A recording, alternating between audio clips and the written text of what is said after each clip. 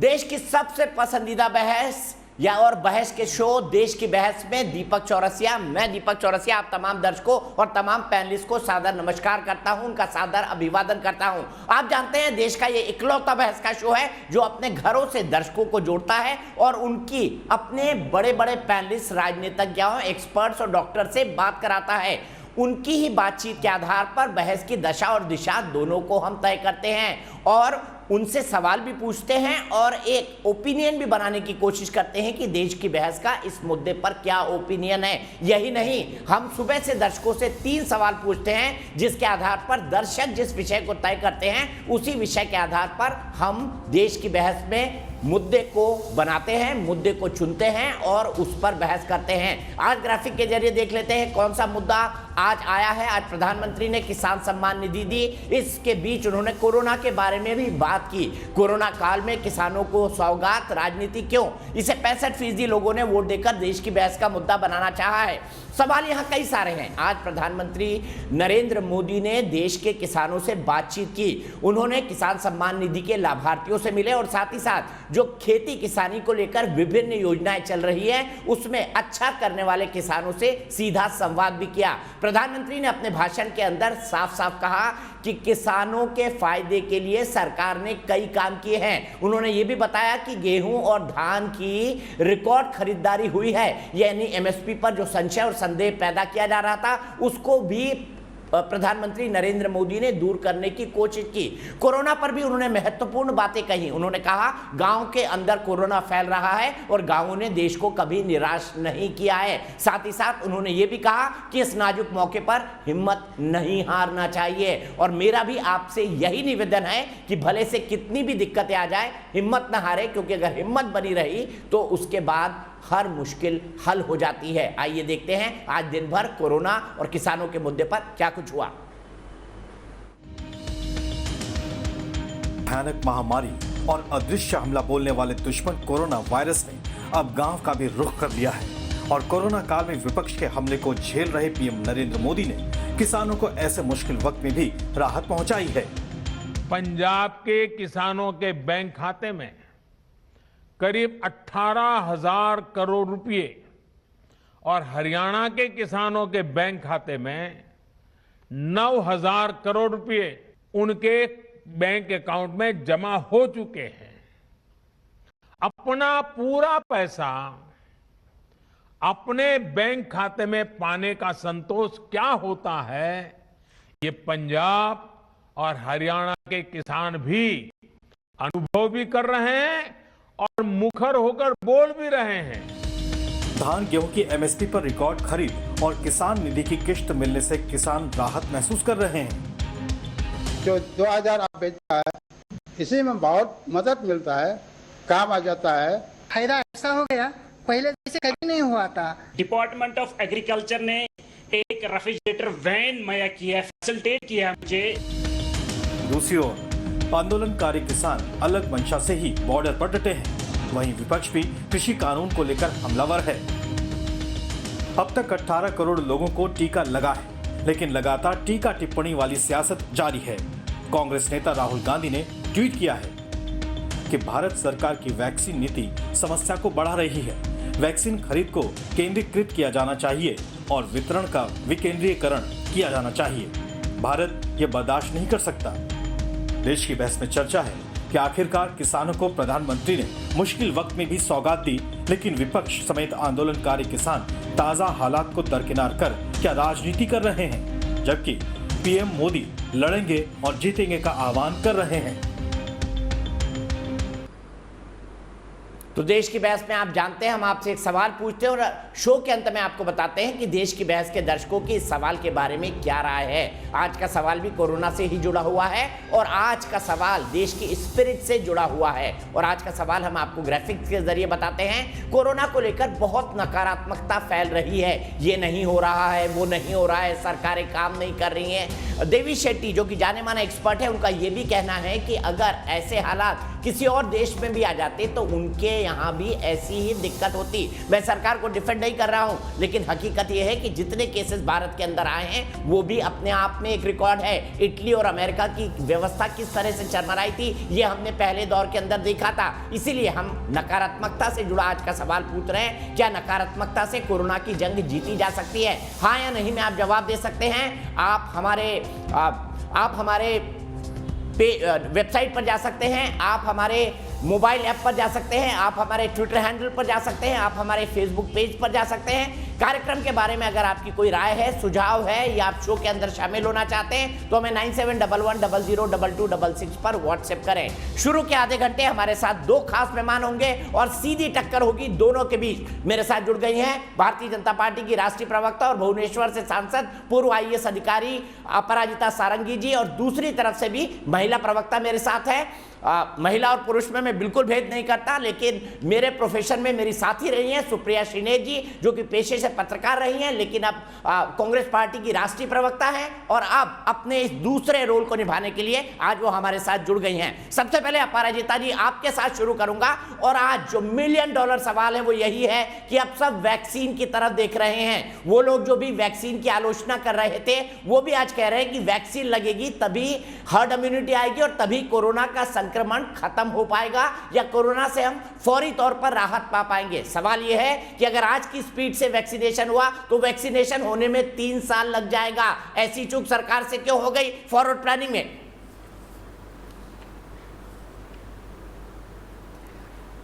आप सबको मेरा नमस्कार। मैं सबसे पहले बहुत स्पष्ट तरीके से कहना चाहती हूं कि किसी भी तरह की चूक नहीं हुई है किसी भी योजना में और योजना के कार्यान्वयन में। मैं जानती हूं स्थिति बहुत गंभीर है। अगर देश में प्रतिदिन 4 लाख केसेस हों और 3,500-4,000 मौतें हों तो कोई भी किसी भी चैनल में या किसी भी सभा में नहीं बैठ सकता है या बैठ सकती है अपने पक्ष का बचाव के लिए। लेकिन मैं आप सबको बताना चाहूँगी कि इस गंभीर स्थिति में भी बहुत संयम, बहुत संतुलन और बहुत परिपक्वता के साथ हम सब मिलकर कोशिश कर रहे हैं स्थिति को सुधारने की। और इस दिशा में मैं आप सबको बता दूं, न राजनीति देखी जा रही है और न ही किसी भी अन्य तरह का कारण या लक्ष्य। हमारा गोल, हमारा लक्ष्य सिर्फ एक है, हम अपने देश के लोगों की जान बचाएं। और जान कैसे बचेगी? सुरक्षा कवच देकर। सुरक्षा कवच क्या है? वैक्सीन। देखिए, विगत 24 घंटों में बहुत सारी बातें देश के समक्ष उपस्थापित की गई हैं। सबसे बड़ी बात है कि हमारे प्रधानमंत्री जी सबके समक्ष आए थे और उन्होंने बहुत सारी बातें रखी। वैक्सीन प्लान, जो वैक्सीनेशन की योजना है, पारदर्शिता के साथ पूरे देश के समक्ष रखी गई है। 1,92,00,000 डोज अभी 31 मई तक सारे राज्यों में जा रहे हैं। और मैं आपको बता दूं, इस विषय में 3 दिन पहले जो यूनियन हेल्थ सेक्रेटरी है उन्होंने मीटिंग ली थी। एक्सपर्ट ग्रुप की मीटिंग थी, राज्य सरकारों के सचिवों के साथ मीटिंग थी। उन्होंने बहुत अच्छे तरीके से कहा था, बहुत स्पष्ट तरीके से कहा था कि 15-15 दिन का जो डिमांड है वो एसेस करके जितनी राज्य सरकारों को ज़रूरत है उस ज़रूरत की पूर्ति हम करेंगे। और उसी को मद्देनज़र रखते हुए 1,92,00,000 अभी जा रहा है। पहली बात। दूसरी बात मैं आपको कह दूं, हम सब जानते हैं कि दिसंबर तक 216 करोड़ डोजेज हो जाएंगे। और एक एक करके आपको ये भी ज्ञात होगा कि 2 वर्ष से 18 वर्ष के जो बच्चे हैं हमारे, इसके लिए भी एक जो कोवैक्सीन थी उसने भी क्लिनिकल ट्रायल पार कर लिया है। तो हमने अपनी स्पीड बहुत बढ़ा दी है। मैं मानती हूँ इस बात को, मैं मानती हूँ। देखिए, मैं भारत की नागरिक भी हूँ। मैं मानती हूँ कि टीदिंग ट्रबल्स होते हैं। जैसा कि आपने कहा, देवी शेट्टी जी ने जो कहा है, दूसरी लहर इतनी प्रबल होगी ये हमें ज्ञात नहीं था। ये श्री राघवन जी ने भी कहा, principal scientific adviser, we have to trust the scientific process and we have to trust our scientist and doctors. इन्होंने भी कहा था कि इतनी प्रबल होगी हमें पता नहीं था। और इसके बाद जिस तरह की प्लानिंग होनी थी और जिस तरह का कार्यान्वयन होना था, इस दिशा में हम काफ़ी आत्मविश्वास के साथ आज के दिन खड़े हैं। हमारी वैक्सीन प्लान हो गई है और आज प्रधानमंत्री मोदी जी ने प्रधान सेवक के तरह सबके सामने खड़े होकर अपनी बातचीत रखी। जी सीधे मैं सुप्रिया जी के पास चलता हूं। सुप्रिया जी, दिसंबर तक का प्लान दिया है सरकार ने, ब्रेकअप भी दिया है वीके पॉल ने कि 216 करोड़ वैक्सीन कैसे आएगी। साथ ही साथ कोवैक्सीन को जो 2 साल से लेके 16 साल या 18 साल के बच्चे हैं उनके लिए भी ट्रायल करने को कहा है। क्या सरकार के इस प्लान से आप सेटिस्फाई है या ये आपको लगता है कि सेकेंड फेज में जो गलती हुई उस तरह से ये गलती जो 216 करोड़ का जो वैक्सीन की बात सरकार प्रोजेक्शन कर रही है कि दिसंबर तक आ जाएगी, वो वाकई आपको एक फार फेज घोषणा लगती है सरकार की? दीपक जी नमस्कार। मैं सारे देश को ईद की बधाइयां देती हूं और परशुराम जयंती और अक्षय तृतीया की। इस महामारी के दौर में ईश्वर से यही प्रार्थना है कि हम सब लोग सुरक्षित रहें। 4.25 मिनट भाजपा की प्रवक्ता ने बोला और 4.25 मिनट बोलने के बावजूद भी एक भी ऐसी बात नहीं थी जो कि कन्विंस कर सके कि हम सुरक्षित हैं। और ये मैं सिर्फ राजनीति में होने के नाते नहीं बोल रही हूं, मैं आपको कुछ आंकड़े बता देती हूं। आज के आंकड़े क्या हैं? प्रधानमंत्री महोदय जब देश यहाँ पे एड्रेस करते हैं तो बोलते हैं कि 18 करोड़ लोगों को वैक्सीन लगी है। जी नहीं, वैक्सीन का पहला शॉट 13 करोड़ 87 लाख लोगों को लगा है और दूसरा शॉट जिससे कि वैक्सीन की साइकिल कंप्लीट होती है वो 4 करोड़ 5 आंकड़ा मेरा अपना आंकड़ा नहीं है। 18 से 44 वर्ष जो वर्किंग एज पॉपुलेशन है, जो यंग लोग हैं, 18 से 44 वर्ष में जहां पे 62 करोड़ की हमारी जनता है और उनको 124 करोड़ डोजेज चाहिए होगी, वहां पर अभी भी 40 लाख से कम को टीका लगा है। आज 14 तारीख हो गई, 1 तारीख से ये खुला था। आज बड़ी भयावह बातें आ रही है। गुजरात जो कि भाजपा शासित प्रदेश, और इसमें गुजरात कांग्रेस भाजपा की बात नहीं है, बहुत सारे प्रदेश है जिन्होंने अपने वैक्सीनेशन रोके हैं। गुजरात ने 2 दिन के लिए 45 वर्ष से ऊपर के लिए रोक दिया क्योंकि उनके पास डोजेज नहीं है। अब मैं एक चीज आपसे कहना चाहती हूँ, बढ़ चढ़ के बताया गया कि स्पुतनिक लग रही है। स्पुतनिक हिंदुस्तान में 1 मई को आई थी, लगने में इतना विलंब क्यों? और आपकी जानकारी के लिए बता दूं, वैक्सीनेशन जो होता है वो डोमेस्टिक मैन्युफैक्चरिंग में टाइम लगता है। तो डॉक्टर रेड्डीज लैब और जो बाकी 6 लैब्स इसको प्रोड्यूस करेंगे वो अगस्त तक ही शुरू कर पाएंगे। ये कहना कि 216 करोड़ डोजेज हो जाएंगी दिसंबर तक, अभी 7 महीने का टाइम है। महामारी सर पे चढ़ के बोल रही है। 400 मौतें 1 अप्रैल को हो रही थी, आज 4000 मौतें हो रही है, 10 गुना बढ़ रहा है। और क्योंकि डॉक्टर देवी शेट्टी की बात हुई थी, मौत का आंकड़ा 10 गुना बन रहा है, उन्होंने टाइम्स ऑफ इंडिया में एक एडिटोरियल लिखा था और उन्होंने उसमें क्या लिखा था वो 2 बातें भी आपको बता देती हूँ। उन्होंने लिखा था कि चूक हुई है और सेकेंड वेव को आंकने में चूक हुई है। साइंटिफिक एडवाइजर्स, एक्सपर्ट कमिटी, ईगॉम और यहां तक कि पार्लियामेंट की जो संसदीय स्थायी कमिटी होती है उसकी बात को नजरअंदाज किया गया और इसलिए आज ये हालत हो गई है। उन्होंने एक बात और भी बहुत पते की कही, उन्होंने कहा 4 लाख केसेस तो रोज के आ रहे हैं, ठीक है, पर हर पॉजिटिव केस पर 5 और पॉजिटिव केसेस होते हैं जिनकी टेस्टिंग नहीं होती है। ये साइंटिफिकली डॉक्टर्स ये मानकर चलते हैं कि इस तरह का संक्रमण है ये। तो मतलब लोग लगभग आप समझ लीजिए 15 लाख केसेस आ रहे हैं। दिक्कत की बात यह है कि इसमें से बहुत केसेस अब रूरल इंडिया में आ रहे हैं, गांव देहातों में कोरोना पैर पसार चुका है और मुझे उससे बहुत दिक्कत है क्योंकि मैं गांव से ही आती हूं। महाराजगंज जिस क्षेत्र में मैं काम करती हूं, भयावह स्थिति है, टेस्टिंग हो नहीं पा रही है प्रचुर मात्रा में, ऑक्सीजन है ना, इलाज अवेलेबल है। और इसीलिए शायद जब हमें लावारिस लाशें गंगा में तैरती हुई लिखती है तो लगता है कि हम ये 21वीं सदी के भारत की कैसे बात कर सकते हैं, हम कैसे अपनी पीठ ठोक सकते हैं कि कोई चूक नहीं हुई। बिना चूक हुए आज हम मौत का भयानक मंजर देख रहे हैं। आप मुझे बताइए, आज कौन सा ऐसा घर है जिसके घर में पड़ोस में जानने वाले के यहाँ सहकर्मी मित्र किसी ना किसी का कोरोना के प्रकोप से और कुप्रबंधन से दिक्कत ना आई हो? मुझे इस बात का जवाब मिल जाए। और एक बात आपसे और पूछना चाहती हूँ, एक स्थायी पॉलिसी है, इस पॉलिसी का बजट में भी पैसा आता है। 75,000 करोड़ पिछले साल था, इस बार उसको घटाकर पीएम किसान सम्मान निधि को घटाकर 65,000 करोड़ का कर दिया गया है। इसकी असलियत सुन लीजिए, जो एक पॉलिसी है उसमें हर 4 महीने पे पैसा आता है। बार बार पीएम आके क्यों अनाउंस करते हैं? अगर पीएम किसानों के लिए अनाउंस करते हैं तो पीएम उन कॉर्पोरेट के लिए क्यों नहीं अनाउंस करते जिनकी लोन माफी होती है? पीएम क्यों नहीं बताते कि 1.5 लाख करोड़ रुपए का फायदा पहुंचाया गया कॉर्पोरेट को, कॉर्पोरेट टैक्स चार्ज कर, एक भी नौकरी नहीं बनाई उन्होंने? तो शोषेबाजी और ठीक है सुप्रिया जी, यही रुकते हैं, आपने भी लगभग उतना ही वक्त लिया है। ठीक है, सवाल यहां पर खड़ा होता है, सुप्रिया जी का एक लॉजिकल पॉइंट है कि अगर जब आप बड़े लोगों के एनपीओ को माफ करते हैं तब भी ऐसा समारोह हो जाना चाहिए कि भाई हमने फलानी बड़ी कंपनी के इतने एनपीए को माफ कर दिया। किसानों को 2000 देना एक बड़ा इवेंट कैसे हो सकता है? इस सवाल को उठा रही है सुप्रिया सिन्हा जी, और एक लॉजिकल सवाल भी बनता है।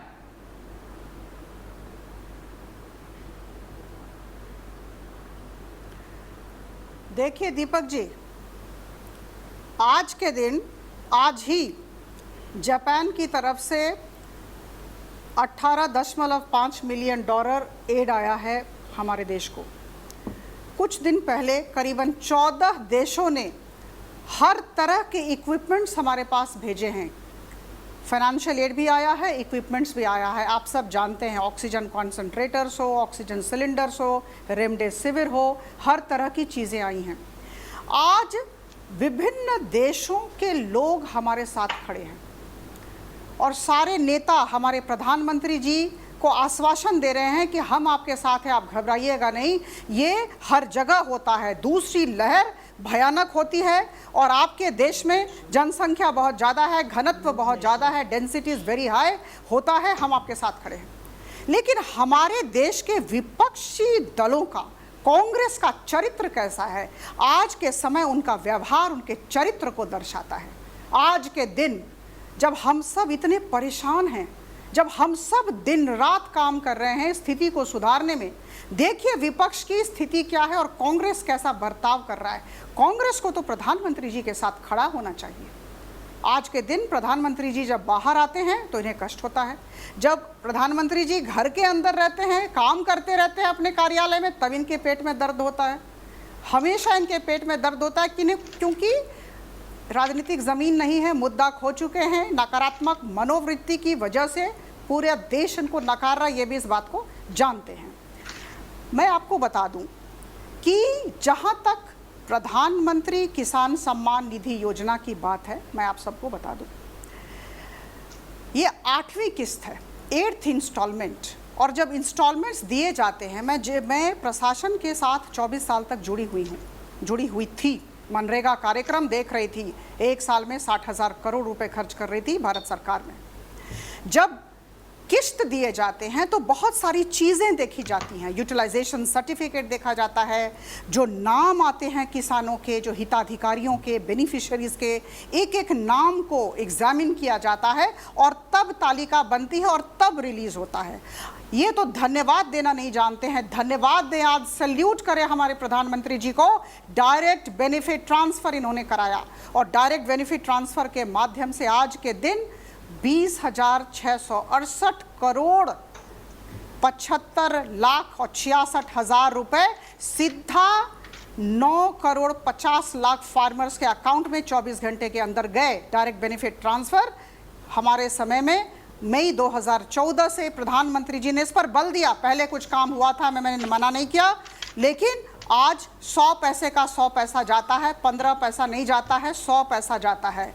तो जब इंस्टॉलमेंट्स दिए जाते हैं सारे राज्यों को तो बहुत सारे कागज पत्र देखे जाते हैं और इसके बाद रिलीज़ किया जाता है। पिछले इंस्टॉलमेंट में इतना दिया गया, आगामी इंस्टॉलमेंट में ऐसा क्यों दिया गया? वो इसलिए कि यूटिलाइजेशन सर्टिफिकेट और डॉक्यूमेंटेशन का प्रश्न होता है, एक ये।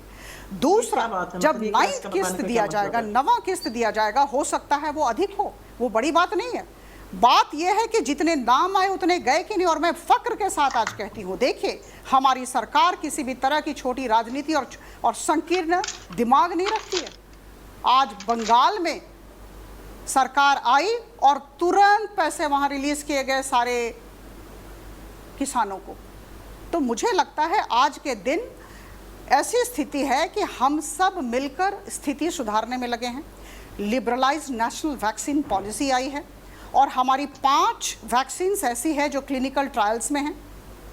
हम जे के साथ, हम मॉडर्ना के साथ, हम सबसे बातचीत, फाइजर के साथ हम बातचीत में लगे हुए हैं और बहुत आत्मविश्वास के साथ एक ब्लूप्रिंट, ये बहुत साहस की बात है।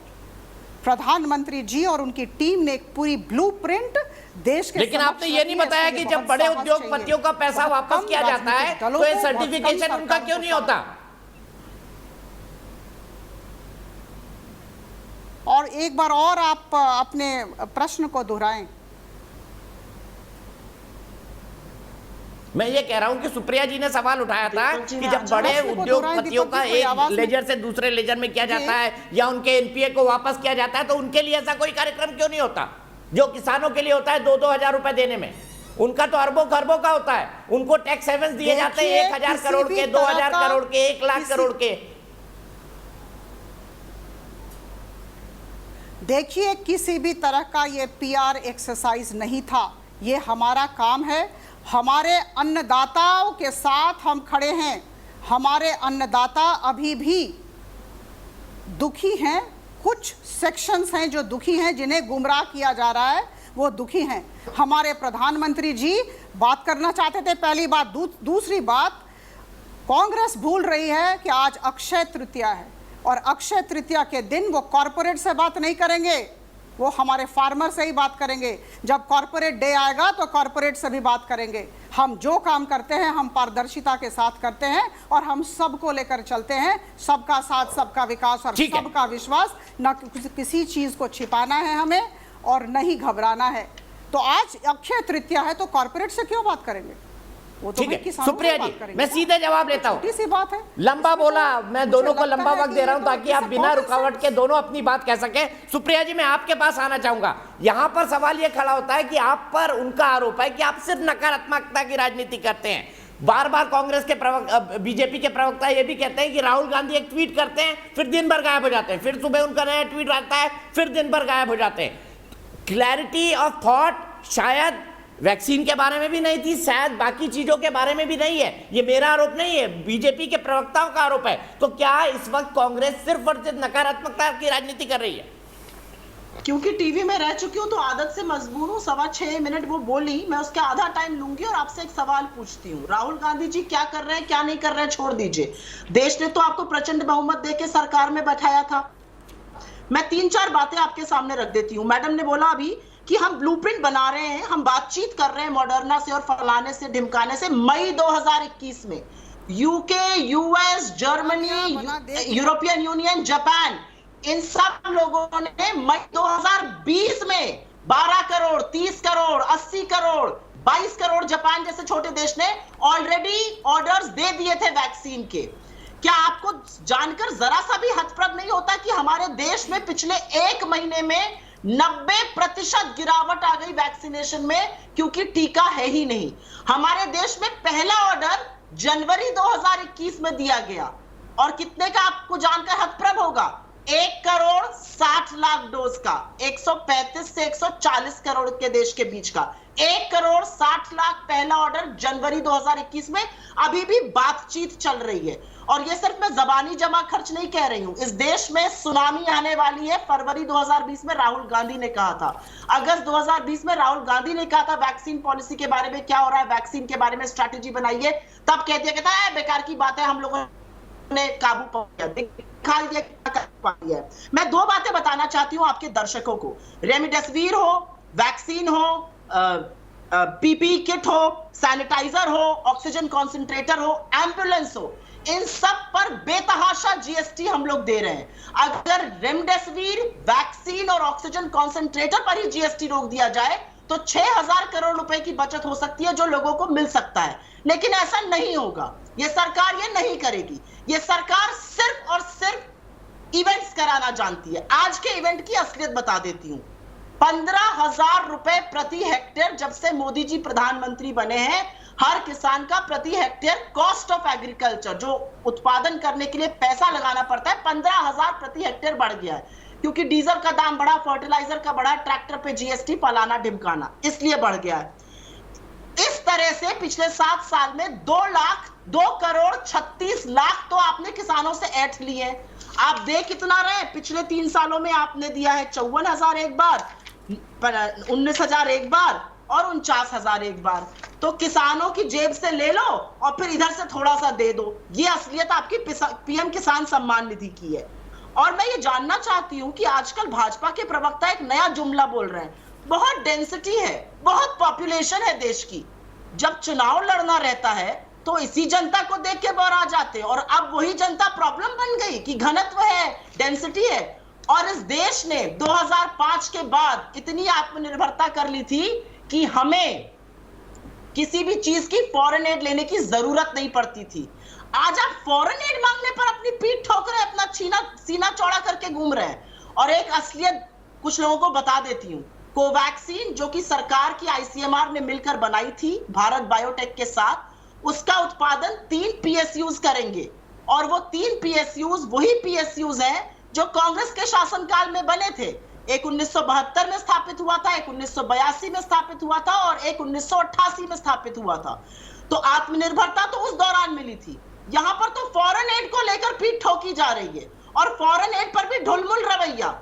पहले कहा जाता है हमने 6.5 करोड़ वैक्सीन बाहर भेजे, फिर जब प्रेशर बनता है भाई अपने लोगों से पहले क्यों भेजने, कहते नहीं हमने तो 1 करोड़ ही भेजे थे, बाकी तो कंपनी ने भेज दिए थे। तो अगर कंपनी ने भेजे थे और आपकी बात मान ली जाए, तो आप काहे वाहवाही बटोर रहे थे, काहे ताली बजवा रहे थे, काहे विश्वगुरु बनने का दम भर रहे थे? विश्वगुरु बनने की चाहत में अपने ही देश के नागरिकों को भूल गए, और ये भूल गए कि अपने देश की जान बचाना ज्यादा जरूरी है। लावारिस लाशें गंगा में जो पड़ी हुई हैं, वो इस बात को बयां करती हैं। ठीक है अपराजिता जी, अब आप दोनों के पास 2-2 मिनट है, उसी में आपको खत्म करना है क्योंकि 9 बजे का मेरा टाइम हो जाएगा। मेरा बड़ा सीधा सवाल है, क्या गंगा में बहती हुई लाशें जिसका जिक्र किया और जो आजकल इंटरनेशनल न्यूज बनी हुई है, क्या भारत सरकार और राज्य सरकारों की नाकामी का सबूत नहीं है? क्योंकि लाशें या तो उत्तर प्रदेश से आ रही है, बिहार से, दोनों जगह एनडीए की सरकार है। बिल्कुल नहीं। किस राज्य में कौन सी सरकार है इसे अभी मत देखें। हम कांग्रेस से भिन्न पार्टी हैं, हम राजनीति अभी नहीं करते हैं, हम सबकी सामूहिक जिम्मेदारी है ऐसा न हो, दुखद स्थिति है, आगामी दिनों में न हो, इसकी पुनरावृत्ति न हो, मैं कह दूं। दूसरी बात मैं कह दूं कि कांग्रेस की प्रवक्ता कह रही हैं बड़े फक्र के साथ कि राहुल गांधी क्या करते हैं क्या नहीं इससे हमें कोई मतलब नहीं है। आश्चर्य की बात है, टीवी चैनल में बैठकर कह रही हैं इनके नेता क्या करते हैं इनसे इनको मतलब नहीं है। अरे नेता जो करते हैं वही तो परिलक्षित होता है पार्टी में, एक पहली बात। दूसरी बात, जॉन मिल्टन की बात याद आ रही है, full of sound and fury signifying nothing. बड़ी बड़ी बातें लेकिन फिर बाद में कुछ नहीं, विरोध का विरोध, कहीं सकारात्मक मनोवृत्ति नहीं। हम केंद्र सरकार को, हम सारी राज्य सरकारों को सहायता करेंगे, हम गठनमूलक सुझाव देंगे जैसा कि अन्य देश कर रहे हैं, ऐसा इन्हें करना चाहिए। एक दूसरी बात, कभी भी ऐसा न कहें ये भाईचारे की नीति के विरुद्ध है, कभी भी ऐसा न कहें कि दूसरे देश जो हमारे साथ हमारे भाई बहनों की तरह खड़े हैं ये हम पर दया दिखा रहे हैं। दया नहीं दिखा रहे हैं, सहृदयता दिखा रहे हैं। और मैं आप सबको बता दूं, आइजैक न्यूटन का जो तीसरा लॉ ऑफ मोशन है, to every action there is an equal and opposite reaction. आदरणीय प्रधानमंत्री जी की सभी क्रिया के बाद प्रतिक्रिया होती है, इनकी नकारात्मक प्रतिक्रिया होती है, देश की सकारात्मक प्रतिक्रिया है। बहुत बहुत धन्यवाद, इतना ही कहना था मुझे। ठीक है, मैं सीधे सुप्रिया जी के पास चलता हूं। सुप्रिया जी, उन्होंने इन शब्दों का इस्तेमाल तो नहीं किया, उन्होंने अंग्रेजी का एक फ्रेज बोला, लेकिन हम दोनों गांव से आते हैं तो मैं आपको बता रहा हूं, राहुल जी के लिए कह रहे थोता चना बाजे घना। अब मुझे आप ये बताइए कि क्या राहुल जी के लिए बीजेपी के नेताओं को ये कहना चाहिए? और दूसरा, क्या जो फॉरेन एड आ रही है वो कह रहे हैं कि प्रधानमंत्रियों की नीति के फलस्वरूप है, उन्होंने ये टर्म्स डेवलप किए कि आज की तारीख में हमको फॉरेन एड मिल रही है इस हालात में? मैं राहुल जी के बारे में तो सबसे पहले ये कहूंगी कि बीजेपी से मैं किसी रिस्पेक्ट की और किसी अच्छे आचरण की उम्मीद ही नहीं करती हूं। ये भूल जाते हैं कि फरवरी में जब राहुल जी कह रहे थे सुनामी आने वाली है, तब ये नमस्ते ट्रंप और मध्य प्रदेश की सरकार गिरा रहे थे। जब उन्होंने वैक्सीनेशन के लिए कहा तो उन्होंने कहा नहीं ऐसी कोई जरूरत नहीं। जब उन्होंने कहा प्रिपेयर करिए सेकेंड वेव आ रही, उन्होंने कहा हम तो एंड गेम और बेंडिट लाइक बेकहम कर चुके हैं। इन वादा परस्त लोगों को कोई क्या समझाए कि इस देश ने इनको चुनकर भेजा था, इन्होंने तो हर घर में चिता जला दी। और ये तो अंग्रेजी का इस्तेमाल कर रही है, मैं हिंदी में ही कह देती हूँ, तू इधर उधर की बात ना कर, ये बता कि काफिला क्यों लुटा, मुझे रहबरों से गिला नहीं, तेरी रहबरी का सवाल है। सवाल यह है कि चुनी हुई सरकार ने जिस उदासीनता, जिस अकर्मण्यता, जिस लापरवाही, जिस निर्ममता का परिचय दिया है, और जिस लाशों के अंबार को इतने पास से मौत को मंडराते इस देश ने कभी नहीं देखा अपने सर पर। और ये मोदी जी और इस सरकार की और इन प्रवक्ताओं की उपलब्धि है। ये यहां पर बैठकर बड़ी बड़ी बातें छान रहे हैं। हमारे देश में ऑक्सीजन मैन्युफैक्चरर हम नंबर 1 है, लोग बेदम होकर तड़प कर मर रहे हैं। हम दुनिया में सबसे ज्यादा वैक्सीन बनाते हैं, यहां पर किल्लत हो गई। हम pharma laboratory of the world है, दवाइयां नहीं है हमारे देश में। इस कगार पर आप हमारे देश को ले आए और लोगों की फॉरेन एड के बारे में आप अपनी पीठ ठोक रहे हैं। शर्म आनी चाहिए आपको। हमारे देश को आप किस कगार पर लेकर आ चुके हैं। ये देश आपको ऐसा सबक सिखाएगा कि आप देखिएगा, क्योंकि हर घर में आपने चिता जलाई है जहां पर हर घर में चूल्हा जलाना था। ठीक है, मैं यहीं पर रुकूंगा, दोनों का शुक्रिया अदा करूंगा, लेकिन मेरे साथ नेक्स्ट पैनल जुड़ रहा है और नेक्स्ट पैनल पर चूंकि किसान नेता है इसलिए किसानों पर बात होगी, किसान सम्मान निधि पर बात होगी और कोरोना पर बात होगी, क्योंकि बाय डिफॉल्ट कोरोना आ ही जाएगा, क्योंकि किसान कह रहे हैं हम वैक्सीन नहीं लगाएंगे, हम कोरोना प्रूफ है। कई सारे सवाल है, ऐसी बातें क्यों चर्चा में आ रही है। सीधे अपने पैनल को जोड़ता हूं। राजीव जेटली जी बीजेपी के प्रवक्ता मेरे साथ जुड़ गए हैं, अलका लांबा जी कांग्रेस की प्रवक्ता मेरे साथ जुड़ गई हैं, विवेक श्रीवास्तव जी लेफ्ट के नेता मेरे साथ जुड़ेंगे थोड़ी देर में, अवनीजेश अवस्थी जी संघ के विचारक और प्रोफेसर डीयू के मेरे साथ जुड़ गए हैं, रमनीक मान जी किसान नेता मेरे साथ जुड़ेंगे और सवित मलिक साहब जो कि किसान आंदोलन से जुड़े हुए हैं, भारतीय किसान यूनियन से आते हैं, वो मेरे साथ जुड़ेंगे। लेकिन सबसे पहले मैं आगे बढ़ूं उससे पहले प्रधानमंत्री ने कई बातें कही, लेकिन उनका बाइट नंबर 3 हम दिखाते हैं, जिसमें प्रधानमंत्री ने साफ साफ कहा कि इस बार खाद्यान्नों की रिकॉर्ड खरीदारी हुई है। तो किसान जो लगातार कह रहे थे एमएसपी खत्म हो जाएगा, अडानी अंबानी के गोडाउन में हमको भेजना पड़ेगा, आधे से ज्यादा वक्त ये कानून लागू रहा, लेकिन ऐसी नौबत नहीं आई। उसके बाद सुप्रीम कोर्ट ने कानून को जो है वो सस्पेंड कर दिया, कानून फिलहाल सस्पेंडेड है, लेकिन क्या रिकॉर्ड खरीदारी नहीं हुई, इसी पर चर्चा की शुरुआत होगी। लेकिन सबसे पहले प्रधानमंत्री को सुन लेते हैं।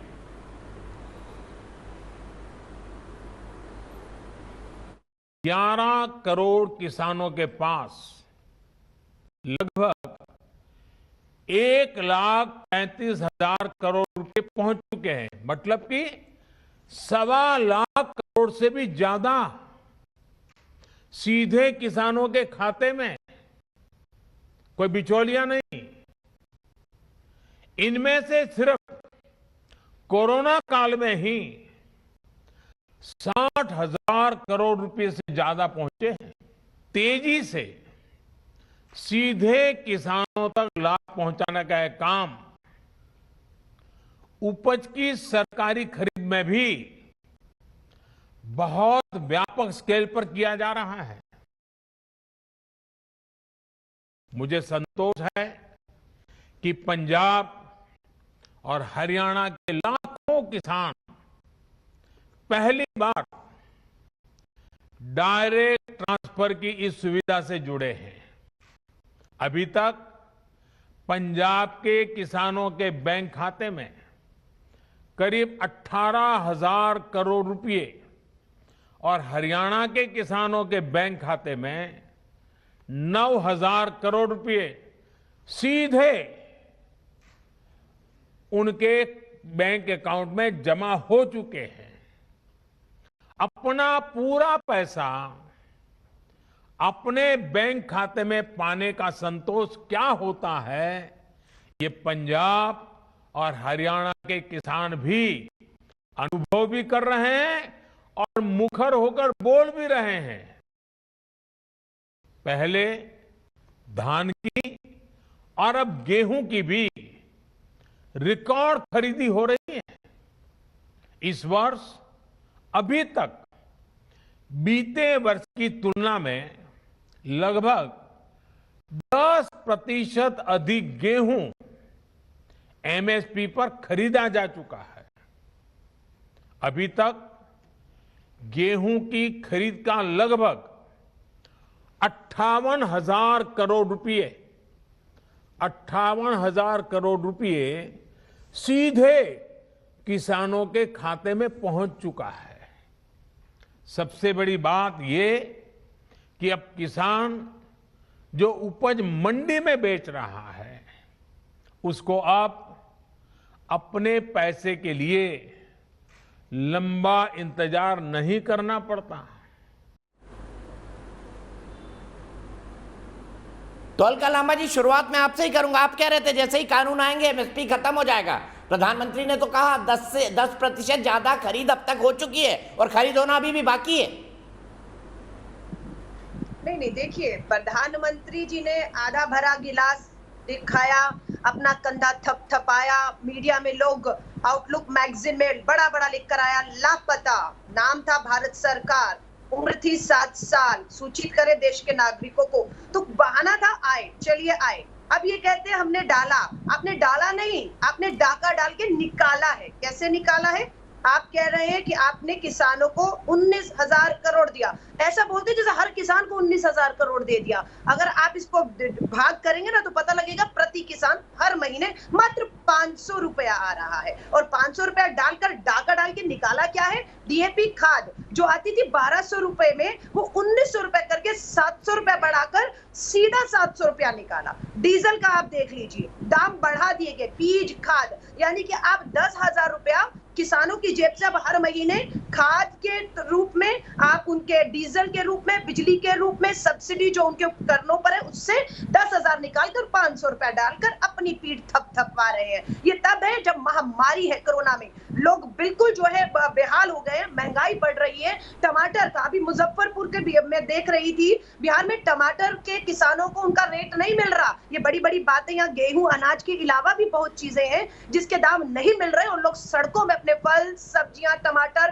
फेंक रहे हैं। उनकी कौन सुनेगा? 500 रुपया। मैं आपको पूछती हूँ दीपक जी, आप सारे काम छोड़ दीजिए, एमएसपी तो नहीं होना चाहिए। आपने किया था अलका जी।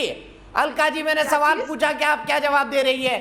फल और सब्जी का एमएसपी नहीं होना चाहिए तो कांग्रेस के समय का डिसीजन है अलका जी, ये कोई आज का डिसीजन थोड़ी है। कर रही हूँ बिल्कुल नहीं। एमएसपी पे कानून लाने की बात है, किसान अड़े हुए 6 मैं दामी की बात बता रहा हूँ आपको।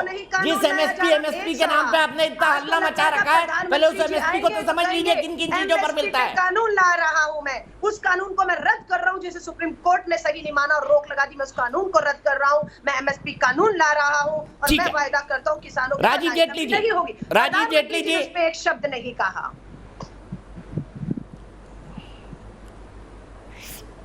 किसानों को अपनी फसल की कीमत नहीं मिल रही। उधर प्रधानमंत्री कह रहे हैं कि ज्यादा खरीद हुई है, रिकॉर्ड खरीद हुई है। आप क्या कहेंगे अलका जी के आरोपों पर?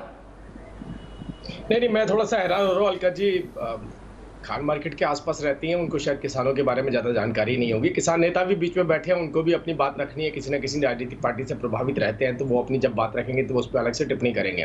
लेकिन मुद्दा यहाँ पर यह है कि जब किसानों की बात की जा रही है, मैं तो एक ही ज़्यादा मैं इस तरीके का संवाद नहीं करना चाहता, एक ही बात करना चाहता हूँ। अलका जी से अभी आप 30 सेकंड और दीजिएगा, इनको बोलिएगा, और किसान नेता भी हमारे बीच में बैठिए, इनको ये बोलिएगा एक ऐसा मॉडल बताएं मुझे जिस मॉडल को कांग्रेस ने लागू किया हो और ये कहते हो कि भारतीय जनता पार्टी को भी उसे लागू करना चाहिए। सबसे पहले इससे शुरुआत करते हैं कि आप ये बताएं कि ऐसा कौन सा मॉडल था कृषि को लेकर के जो कांग्रेस ने लागू किया हो जो भारतीय जनता पार्टी को लागू करना चाहिए। किसान सम्मान निधि योजना के तहत अभी इनको शायद ये जानकारी नहीं होगी कि कितना पैसा गया है। इन्हें गुणा भाग में लगे हुए थे, गुणा भाग के हिसाब से भी नहीं जान पाएंगे।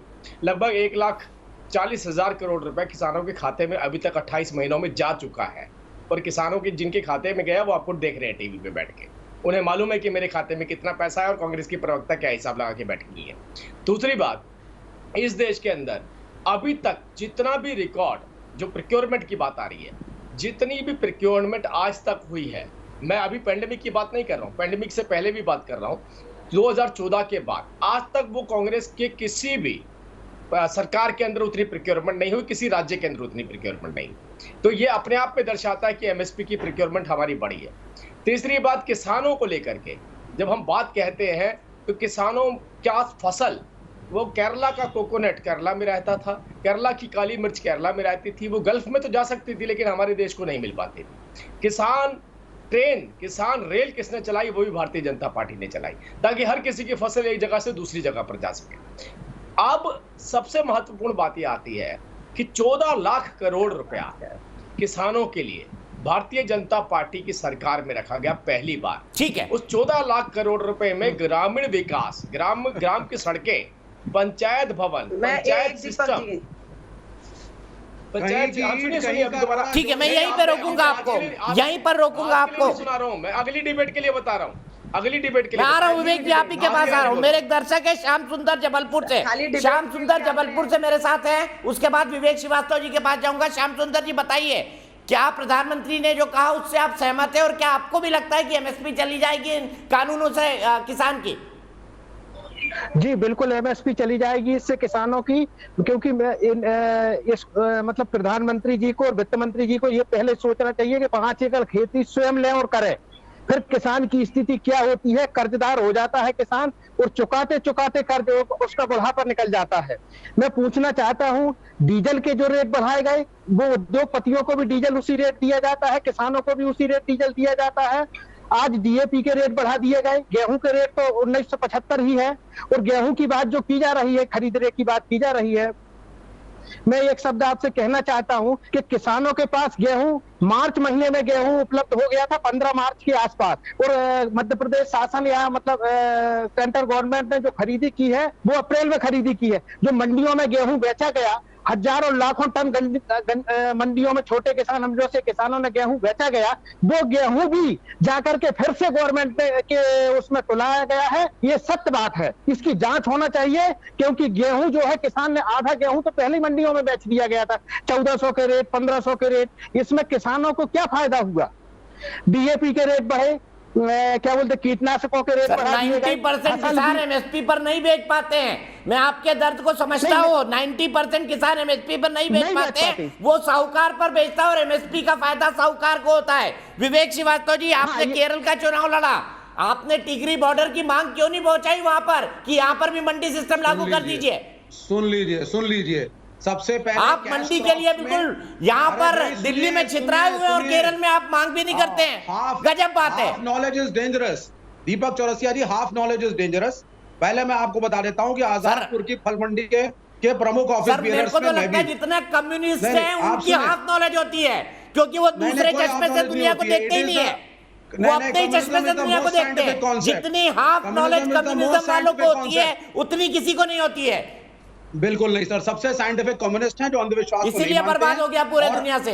नहीं, बर्बाद से कुछ नहीं होगा। बर्बाद तो ये कर रहे हैं, हर घर में चिता जल रही है, इसीलिए खत्म हो गया दुनिया से। हाँ, हर घर में एक चिता जल रही है, खत्म हो गया दुनिया से। इसीलिए जीत के थोड़ी आप आते हैं, आप एक आध छोटे मोटे राज्य में बने हुए हैं। बैठे हैं केरला में, अभी भी हर जगह है, ऐसा नहीं है, तो वो एक अलग डिबेट है। लेकिन अब मैं आ जाता हूँ आपके केरला वाली बात पे। वहीं बैठे रहेंगे आप। नहीं, आप सुनिए, कैश क्रॉप्स में और दूसरी क्रॉप्स में एक फर्क होता है, उस फर्क को समझिए। गेहूं को कोकोनट से नहीं नापा जाता, जैसा यहाँ बैठ के राजीव जेटली नाप रहे थे। दूसरी बात जो मैं आपको बता दूं, आजादपुर की फल मंडी के यूनियन के ऑफिस बियरर्स में से मैं भी प्रमुख ऑफिस बियरर्स में से हूँ। क्यों धान नहीं होता केरल में? सुनिए सर, चावल नहीं होता केरल में के साथ रेगुलर बेसिस। अरे मुझे बताइए ना, चावल नहीं होता क्या केरल में? अरे भैया, कैश क्रॉप्स के कानून बताइए ना, चावल होता है केरल में नहीं होता है? अरे भैया सुनो पहले, आप सुनिए पहले। सर चावल होता है कि नहीं केरल में? बताइए। एक्सपोर्ट के लिए, उसके एक्सपोर्ट के लिए बताइए, चावल होता है केरल में? आप एमएसपी देते हैं चावल पे? अरे आप सुने सर पहले, आप चावल का एक्सपोर्ट, गेहूं का एक्सपोर्ट, चावल होता है केरल में, वो सर एसेंशियल कमोडिटीज में है। और दूसरी चीज है, अगर आप रबर प्लांटेशन की बात करते हैं या कोकोनट की बात करते हैं, वो कैश क्रॉप्स हैं, उनको एक्सपोर्ट होना चाहिए। पहले केरल की खेती को समझिए, वो आप समझते नहीं है। और केरल को उत्तर प्रदेश और पंजाब से जोड़ करके कैश क्रॉप तो होती है, पर चावल नहीं होता क्या? उसको एमएसपी पर क्यों नहीं खरीदते आप केरल में? सर जी मेरी बात सुनिए, वहां पे जो मेजोरिटी उसको क्यों नहीं खरीदते एमएसपी पे? फिर क्यों मंडी वहां नहीं है? चावल नहीं होता क्या केरल में? अरे भैया क्यों नहीं है वो भी समझो। अंगूठा छाप की तरह हम दोनों को चावल होता है कि नहीं होता है ये बताइए, हाँ या ना में? चावल होता है केरल में? सर मेन क्रॉप चावल होता है केरल में, नहीं होता है। मैं फिर कह रहा हूँ, आपको आप नहीं समझना चाहते हैं, आप जबरदस्ती थोपना चाहते हैं। अरे केरल के अंदर कैश क्रॉप ज्यादा है, कोकोनट, कॉफी, स्पाइसेस, रबर, इनका एक्सपोर्ट होना चाहिए। ये एसेंशियल कमोडिटीज नहीं है। अगर ये एमएसपी में नहीं भी आती, फर्क नहीं पड़ता। ये जवाब नहीं दे रहे, चावल होता है कि नहीं होता है?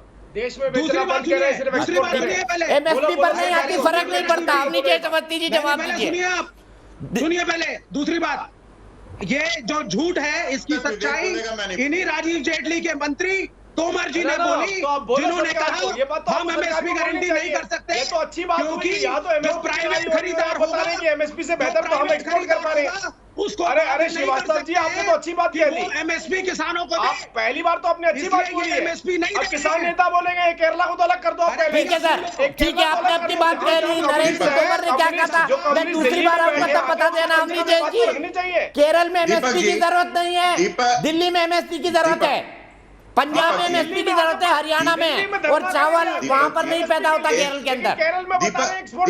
दीपक एक बड़ी साफ सी बात है, जो किसानों के नाम पे आंदोलन चला रहा है उसकी हकीकत पूरे देश ने देखी है। ये सिर्फ वो आड़तीय बिचौलिए हैं, जैसा कि आपने कहा, और अभी जबलपुर वाले कह रहे थे कि किसानों ने पहले बेच दिया साहूकारों को। अरे वो बेचना नहीं पड़ेगा ना, उनको उतना ही पैसा मिलेगा, अभी भी वही कर रहे हैं। कहाँ गया एमएसपी तुम्हारा? एमएसपी के एमएसपी आप बीच में मत बोलिए। देखो बात सुनो, विवेक तुम बोल चुके हो ना, विवेक तुम बोल चुके हो, तुम बोल चुके हो, अरे तुम बोल चुके हो, तुम बोल चुके हो ना, तुम बोल चुके हो। आपके एग्रीकल्चर मिनिस्टर ने कहा नहीं देगा, और कहा है कि सरकार प्राइवेट बायर को बाध्य नहीं कर सकती है किसानों को एमएसपी देने के लिए, इसलिए इस बिल में एमएसपी का प्रावधान नहीं है। अरे सुन लीजिए विवेक जी, हर के बीच में बोलते हैं, उनको कंफ्यूज करने दीजिए ना, फिर मैं आपके पास आऊंगा, मेरे पास बहुत वक्त है अभी। दीपक ऐसा है कि अगर एमएसपी की गारंटी चीन दे देगा तो यहाँ पे ये कह देंगे, नहीं देगा तो वो भी नहीं देंगे। इनको यहाँ से हिंदुस्तान से मतलब नहीं है कोई। चीन ने बायोवार की, आज तक ये चीन के खिलाफ बोल सकते हैं। और हैरत की बात मैं बताता हूँ कहां से आया, हैरत की बात है कि विवेक श्रीवास्तव ने सार्वजनिक रूप से पता क्या कहा कि तुमने चीन के खिलाफ यूएनओ में डिमांड उठाई, वो तो मारेगा ही तुमको, वो तो तुमको मारेगा। तुमने चीन को छेड़ा तो तुम पिटोगे। ये विवेक श्रीवास्तव ने नेशनल राष्ट्रीय चैनल पर बोला है, खुलेआम कहा उन्होंने कि चीन अभी और मारेगा तुम्हें, पिटो तुम और मैं खुश होऊंगा। ये विवेक श्रीवास्तव ने कहा कि चीन जितना मारेगा भारत को उतना मैं खुश होऊंगा। ये विवेक श्रीवास्तव का कहना है। इस देश के लोगों सुन लो, इस देश के लोगों सुन लो। और एक अच्छी बात है, आज अलका लांबा ने कम से कम ये तो कहा कि आधा गिलास भरा हुआ है। अब तक तो मैं सोचता था। ठीक है, मैं दोनों को रोकता हूँ, दोनों ने अपनी अपनी बात कही है। क्विक कमेंट रमनीक मान और सवित मलिक का। रमनीक मान साहब, केरल में एमएसपी की जरूरत नहीं है, केरल के चावल को एमएसपी की जरूरत नहीं है विवेक श्रीवास्तव के मुताबिक। देखिए विवेक जी, मैं ये बात वैसे तो आखिर में कहना चाहता था, क्योंकि पहले कह दूंगा तो विवेक जी पहले बीच में कूद पड़ेंगे। आप कृपया करके इनका अगर आप फेडर डाउन कर दीजिए, फिर मैं अपनी बात कहता हूँ। क्या है कि विवेक जी को वन वे टिकट बीजिंग के लिए मैं देने के लिए तैयार हूँ, बशर्ते कभी जिंदगी में वापस भारत में ना आए, वहीं पे एंजॉय करेंगे। और दूसरी बात मैं तथ्यों के आधार पर बताता हूँ, 2-3 बातें मैं बड़ी महत्वपूर्ण बताता हूँ। अलका लांबा जी कांग्रेस की ओर से हैं यहाँ पे, उनके माध्यम से मैं पूछना चाहता हूँ उनकी लीडरशिप को, जहाँ पे आपकी 2 लगते प्रदेशों में सरकारें हैं, एक है आपका पंजाब, दूसरा है आपका राजस्थान। तो आप मुझे ये बता दीजिए कि एमएसपी क्या है इसकी सरसों की, और किस भाव पे सरसों राजस्थान में बिक रहा है। अब लगता प्रदेश हरियाणा है जहाँ पे भाजपा का शासन है, वहां पे 2100-2200 रुपए एमएसपी है, और आपके राजस्थान में 1000-1100 रुपए सरसों बिकती है, ये बाजरा बिकता है, सॉरी। और इस बार सरसों का जो एमएसपी रहा, सरसों का एमएसपी 4600 रुपए था और मंडी में बिका 5500, सरकारी खरीद हुई 0। दूसरा कपास की एमएसपी से कहीं ऊपर बिका कपास बाजार के अंदर। तीसरा गन्ने का पंजाब में रेट है 310 रुपए क्विंटल, हरियाणा में रेट है 350 रुपए क्विंटल। और गन्ने की खेती के आंकलन के हिसाब से लगाया जाए तो पंजाब के किसान को 10,000 करोड़ रुपए का नुकसान है, और राजस्थान के सरसों उगाने वाले किसान को करीबन 35 से 40 हजार करोड़ का नुकसान है एक सीजन का।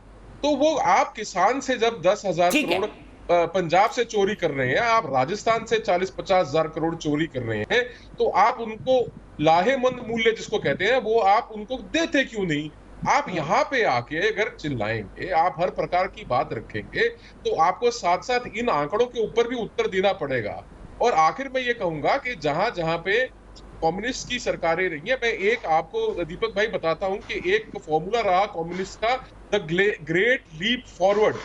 ग्रेट लीप फॉरवर्ड के रास्ते करीबन 40 लाख लोग मरे थे चाइना के अंदर। ग्रेट लीप फॉरवर्ड का जो फॉर्मूला मौसे तुमने दिया था, क्योंकि इन्हें किसानों की चिंता नहीं है, इनकी जो आइडियोलॉजी है किसानों के संदर्भ में बड़ी फ्लॉड है। अलका जी, आप बड़ी नेता है, हम छोटे से आदमी हैं, हमारे को अपनी बात पूरी करने का अवसर दीजिए।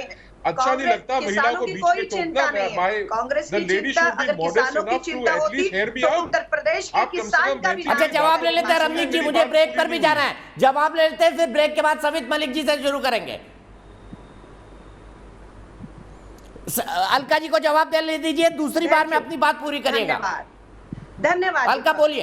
दीपक जी, आपसे उन्होंने एमएसपी पूछी है सरसों और बाजरे की, और राजस्थान में किस रेट पर बिक रही है ये भी पूछा है। ये जो राजनीतिक मंशा से बैठे हुए ना, कांग्रेस का राजस्थान, कांग्रेस का पंजाब, है ना, ये 36 हमारे देश में राज्य और केंद्र शासित है, ये राजनीतिक सोच से बैठे हुए हैं। पंजाब की राजनीतिक तौर पर हमला छोड़ो आप बताओ कि एमएसपी क्या है, देश के किसान की चिंता नहीं है। जो प्रधानमंत्री जी 10 करोड़ किसानों की बात करते हैं, ये जवाब नहीं देते। 7 करोड़ किसान है और एमएसपी नहीं मिल रहा, इसीलिए तो किसान और कांग्रेस। उनका बड़ा सिंपल सवाल है, 1 लाख करोड़ राजस्थान सरकार बाजरा धोखा देने वाले लोग एमएसपी पे कानून लाने की बात नहीं करते। हम तो कहते हैं कानून आएगा तो ये राजस्थान सरकार बाजरा किस रेट पे खरीद रही है ये पूछ रहे हैं वो। नहीं, बाजरा हो अनाज हो खरीद रही है सरकार। अलका जी वो सिर्फ इतना पूछ रहे हैं कि एमएसपी क्या है और कितने पैसे में राजस्थान सरकार खरीद रही है। आपके चैनल पर ये बाजरे का रेट पूछेंगे, इतने गवारों की तरह आएंगे कि बाजार में मैं मंडी लगाकर नहीं बैठी हुई कि इन्हें मैं रेट बताने बैठूंगी। रेट जानना है तो मेरे को 5 मिनट दीजिए, सारे रेट कहाँ कितना है ना, यहाँ बैठकर ये गद्दारी करते हैं। तैयारी करके आया करो बहन जी, मोदी सरकार को नहीं बोलेंगे। हम तो कह रहे हैं कि एमएसपी नहीं मिल रहा है, भारत की राजधानी दिल्ली में एमएसपी नहीं मिल रहा है, हम तो कह रहे हैं। अच्छा, क्या राजस्थान एमएसपी पे खरीद रहा है? अच्छा, ये बता दीजिए हमारी सरकार अलका जी, क्या राजस्थान एमएसपी पर खरीद रहा है? जो कानून लेकर आए ना, मंडियां ओपन कर दी है, सरकारी मंडियों को बंद करके बाजरा बिक रहा है 1000 रुपए 1100 रुपए आपके राजस्थान में बाजरा। सिंह साहब चलिए ठीक है, मैं 1 मिनट ब्रेक के लिए रुक रहा हूँ, ब्रेक के बाद फिर आऊंगा, रमनीक मान के पास जाऊंगा, सवित मलिक से शुरुआत करूंगा।